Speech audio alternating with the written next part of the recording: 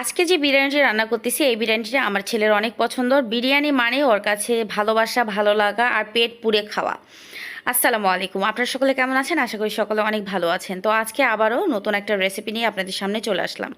নতুন ঠিক না, বরাবরই আমি অনেকবার রান্না করে আপনাদের সামনে তুলে ধরেছি। তো আবারও ভাবলাম আর একবার আপনাদের সঙ্গে শেয়ার করি।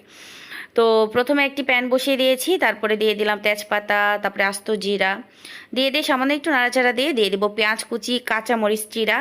তো কাঁচামরিচটা চিড়ে দিয়েছি। তো এগুলো দিয়ে দিলাম, দিয়ে দেওয়ার পর ভালোভাবে এটা ব্রাউন কালার করে ভেজে নেব। তো ভাজা হয়ে গেলে 2 টুকরা দারুচিনি দিয়ে দিব, আপনার হলো কিছুটা পানিটা দিয়ে দেওয়ার পর ভালোভাবে একটু নাড়াচাড়া দিয়ে এখন আস্তে আস্তে আমি মশলাগুলো অ্যাড করব।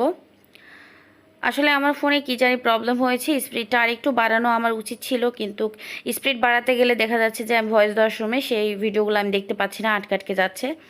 তো যদি আপনারা জেনে থাকেন অবশ্যই আমাকে কমেন্ট করবেন এটার কারণ কি। তো এখানে আমি দিয়ে দিলাম আদা রসুনের বাটা, দিয়ে দিলাম একটু পরিমাণ মতো ঝাল, লবণ আর সামান্য একটু হলুদ।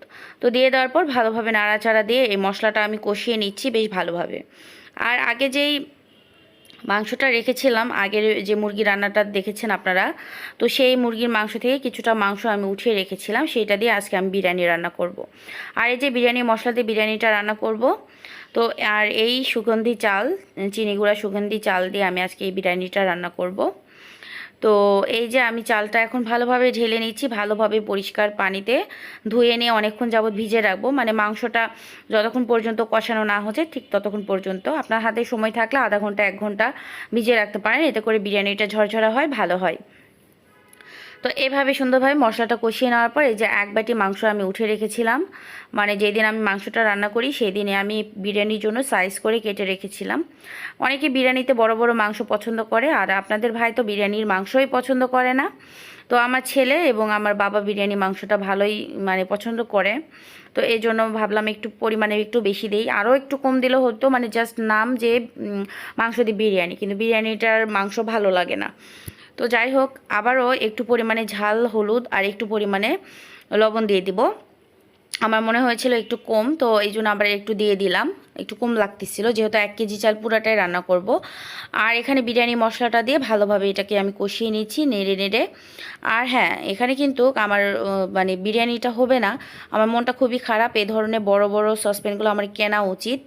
দেখা যায় যে আমার বাসায় গেস্ট আসলে 1 কেজি 1.5 কেজি চালে বিরিয়ানি পোলাও রান্না করতে গেলে আমার রান্না করতে হয় নর্মাল ডেক্সে, মানে নর্মাল পাতিলে আর কি রান্না করতে হয়। দেখা যায় সেখানে অতটা ভালো রান্না হয় না।